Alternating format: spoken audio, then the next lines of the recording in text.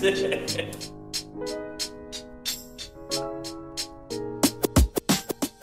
everybody, this is Getty with Georgia Firing Line. We're here with Beau, one of the managers, and this is the new series that we're starting called Homebrew, where we're going to take a closer look at what we like to build and hopefully inspire some creativity out of you guys as well. So I'm gonna let Beau take the floor, and I'm gonna go behind the camera and do my real job.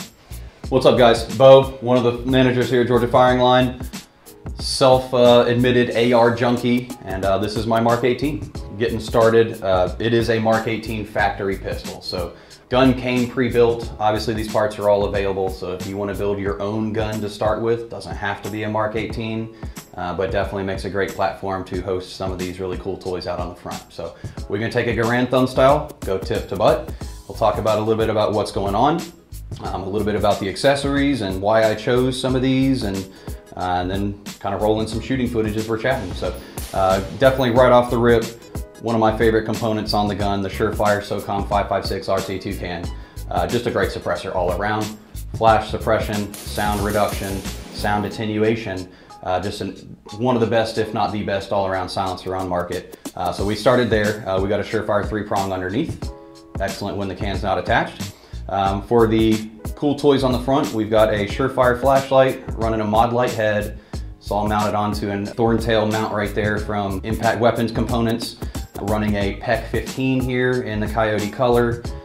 Chose that one, couple reasons. One, aesthetics. Let's be honest, looks really good, looks the part. But it is a three-way system. So I've got an illuminator and I have both visible and infrared lasers here. Both of these devices are controlled right here on the TNVC dual pad system. The front button fires just my laser unit alone. Back button fires flashlight and laser together. So that when I have to go to white light, I always have that laser in the middle so I can kind of not have to transition my focal point. Of course, mounted up here on the Daniel Defense wrist 2 rail, available as a component, came on the gun, outstanding handguard, rigid, it's a quad rail, good stuff. I used the Magpul angled foregrip here to kind of position my hand properly here for the pressure pad itself and not having to grab onto the literal brick that is the front. Moving back, OPTIC. This one is a bit of an oddball here. This one's from Trijicon. It's called the SRS. It's a bit of an older optic, however, really conducive for night vision shooting. Big open window, nice small dot size, very controllable brightness so that you can dim it down with the night vision settings. It's mounted on top of the Unity riser. So we're getting that up above the sight line right here of the PEC, and also lining it up a little easier when you've got that thing on your face. It's nice to have it a little bit taller. Receiver stuff, you know, straight from Daniel Defense. We are running a Radian charging handle right here. The Daniel Defense bolt carrier group. This is an SD model. We've got the 45-degree safety. Trigger-wise, Geissele SSAE. Geissele, my favorite brand of anything AR-15 related, so had to get a little bit of it in there. We've got the Reptilia pistol grip, and then a just standard mag catch, and there is a ambidextrous magazine catch on the opposite side here from Forward Controls Design, so when you're running the gun left-handed, you've still got a way to get that magazine out and a fresh one in. Moving back a little bit farther, I have swapped out the rear end here on this gun. This is the VLTOR A5 system, so we're running a rifle length spring, the H2 A5 buffer, which is about 5.5 ounces, so really heavy, slows down that bolt speed. Between that and the suppressor, this gun shoots amazingly soft for a 10.5-inch gun. Some of that is the weight, some of that is the buffer system and the recoil, the gas system itself.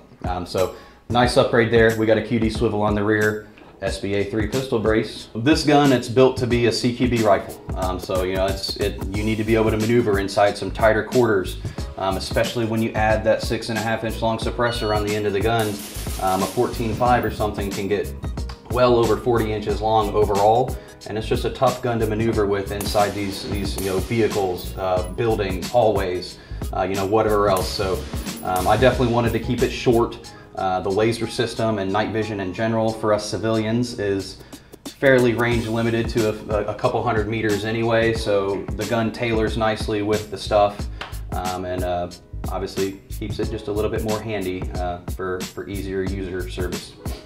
And you mentioned the VLTOR A5 buffer system. We got footage earlier, and we'll roll that right now, of Brooks shooting it for the first time today. Stand by.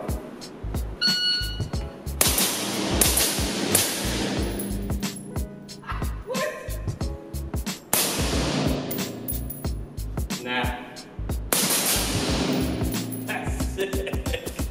It doesn't lift at all. How? A5 and weight. Right, tell me, let's change mine. That's ridiculous. And the recoil management that thing gives you is absurd. It's wild. It's a longer buffer tube, so it gives your recoil buffer and system a little more space to spread out. You've got some different spring rates that are available to you there, so you can tune that up. I do have a Geisley Super 42 rifle length spring in this gun to help it even yet slow that bolt speed down. And that just makes for a really smooth recoil impulse and a gun that shoots really flat. Lots of weight out front, definitely doesn't hurt that either. So you can really get on the gas pedal with this thing, and it shoots in a laser beam as long as you got the right grip on the front of that gun. So yes, A5 for the win, all the things. And I think that pretty well covers my Mark 18.